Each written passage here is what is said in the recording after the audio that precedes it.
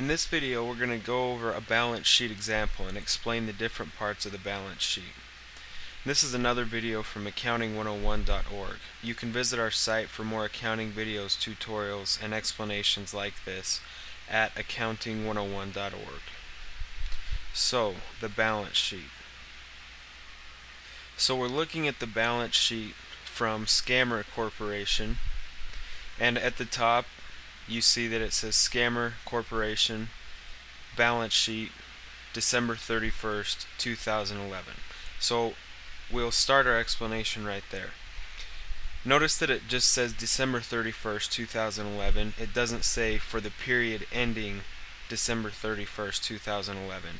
And that's because the balance sheet is basically a snapshot in time.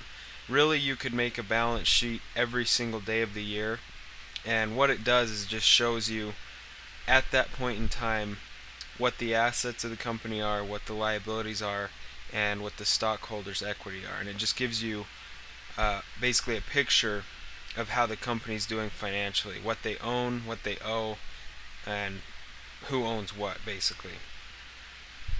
Now, the first things that you should notice is that here on the left side of the balance sheet we have the assets, and on the right side we have the liabilities, and we have stockholders' equity. Those are the three main parts of any balance sheet, and the accounting equation is assets equals liabilities plus owner's equity or stockholders' equity. So the balance sheet is always basically divided right in half, and on the left side you'll have the assets, and on the right side you'll have both the liabilities and the stockholders' equity. So to kind of understand why that is, the assets is what the company owns. It's stuff like their cash, the accounts receivable, inventory, prepaid insurance, land, buildings, equipment. It's their resources, things that they have to use that will bring some sort of gain or profit or benefit, economic benefit, at some time in the future. That's what an asset is. A liability, well, really the right side of the balance sheet here is basically explaining how the assets were paid for. So the liabilities, account for a certain portion of the assets, and the stockholders' equity does the same thing. So if the company issued a bunch of stock right here to pay for, their inventory and their prepaid insurance and a piece of land, then that's what this number right here is representing, that the company issued stock, to pay for those portions of the assets, and so that's accounted for in the stockholders' equity. So let's say on the other hand that this company, Scammer Corporation, bought a computer so that they could scam people better, and that equipment that they purchased, they bought on account. So it would be accounted for over here in accounts payable. So the 4,000, 2,000, or I guess 2,100 of that is what they owe for purchasing this equipment that shows up in their investments, or I'm sorry, in their assets.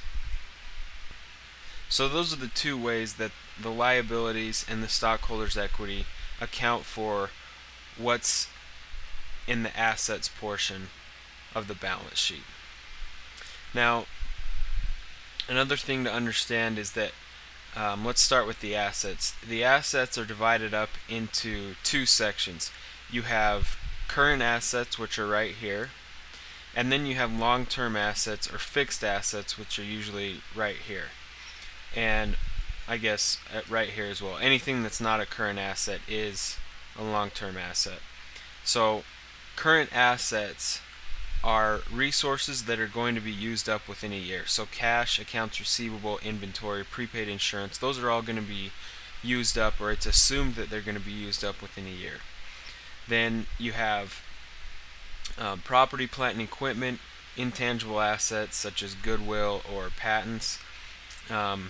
Those may or may not be amortized, but usually those are classified as long-term assets because the amortization, if they are amortized, will take longer than a year. So basically, the two sections are current assets, anything that will be used up within a year, and then anything that will be kept around or will be able to be used for longer than a year is a long-term asset.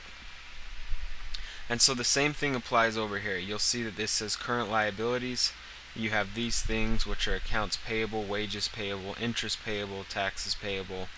These are your current liabilities, or obligations that need to be satisfied within a year.